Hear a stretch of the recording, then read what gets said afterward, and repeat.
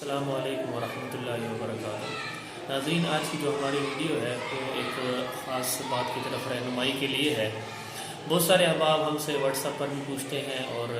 ہمارے جو ای mail address ہے اس پر بھی ہم سے پوچھتے ہیں، اور اسی طرح یوٹیوب چینل پر بھی ہم سے پوچھتے ہیں کہ آپ سے سوال کرنے کا کیا طریقہ ہے۔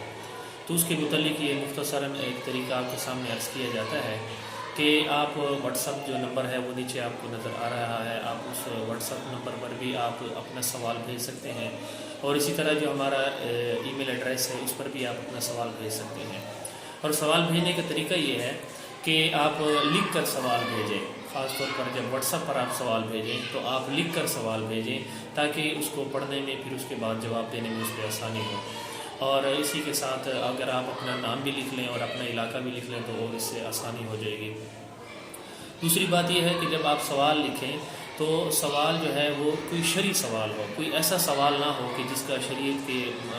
مسائل کے ساتھ یا شریعت کے سوالات کے ساتھ کوئی تعلق نہیں ہے۔ بعض لوگ بہت ایسے عجیب سوال پوچھتے ہیں کہ جس کو دیکھ کر جو ہے نا وہ بہت حیرانگی بھی ہوتی ہے، اور کبھی کبھار جو ہے نا وہ بہت افسوس بھی ہوتا ہے کہ جو سوال پوچھنے چاہیے تھے وہ سوالات کی طرف توجہ نہیں کرتے ہیں، اور جن سوالات سے کسی کا کوئی تعلق نہیں ہے یا کسی اس کا دنیا آخرت میں کوئی ثواب عذاب کسی چیز سے کوئی تعلق نہیں، اس طرح کے سوالات پوچھتے ہیں۔ مثلا ایک ساتھی نے سوال پوچھا کہ اصحاب کہف کا جو کتا تھا اس کا رنگ کیا تھا۔ اب یہ کوئی ایسا سوال ہے کہ جس کا دنیا اور آخرت سے کوئی تعلق نہیں ہے، اور نہ ہی اس کے بارے میں کسی جگہ پر پوچھ ہوگی۔ تو اس طرح کے جو سوالات ہوتے ہیں ان کے سوالات کے جوابات نہیں دیے جاتے۔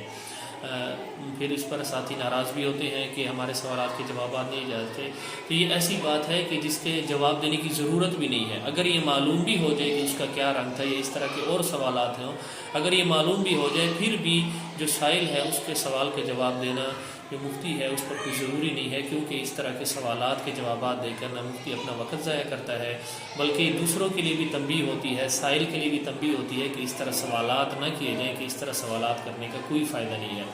اللہ تعالیٰ آپ اور ہم سب کو دین کی صحیح سمجھ عطا فرمائے